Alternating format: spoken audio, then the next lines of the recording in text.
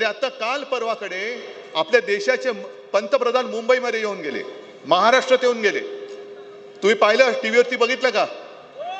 मी नाही बघितलं, पण मी ज्यांनी पाहिलं त्यांना विचारतोय, त्यांच्या भाषणामध्ये कुठल्याही दोन्ही भाषणात 2, 3, 5, 10 भाषणं झाली असतील, एका तरी भाषणात शेतकऱ्यांबद्दल काही उल्लेख होता का? मग ज्या पंतप्रधानांना जिथे आपण चाललोय त्यातल्या महाराष्ट्राची परिस्थिती काय माहिती नाहीये, त्यांच्याकडनं आपण काय नाही मागतोय, कशासाठी मागायचा? म्हणजे जे एक फुल आणि दोन हाफ बसलेले आहेत, कोण? एक फुल आणि दोन हाफ. म्हणजे मला वाटतं कैलास ओम आणि सगळ्या आमदारास वगैरे सगळ्या तमाम शिवसैनिकांचं खास कौतुक करायचंय.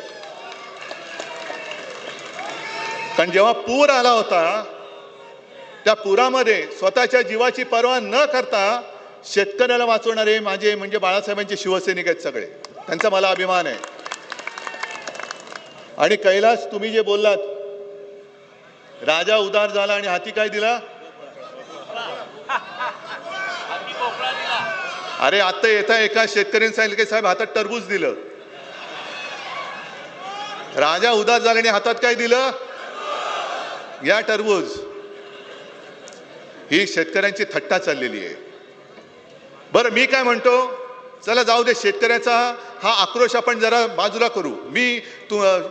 या सरकारने जाहीर केलेल्या पॅकेजचं समर्थन करायला तयार आहे, पण माझी एक अट आहे, बघा तुम्हाला पटते का?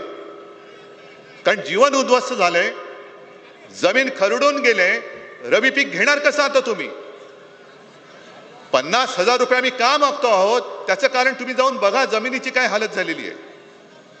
पण एका अटीवरती मी समर्थन करायला तयार आहे, कारण मुख्यमंत्री जे बोललेत की खरडून गेलेल्या जमिनीला पर हेक्टरी आम्ही मनरेगातनं किती देणार? 3 लाख, 3.5 लाख. मग मी मुख्यमंत्र्यांना तुमच्या वतीने आव्हान देतो आहे की दिवाळीपूर्वी त्या 3 लाखातले 1 लाख माझ्या शेतकऱ्याच्या खात्यात टाकाच. आहे, बरोबर आहे माझं म्हणणं?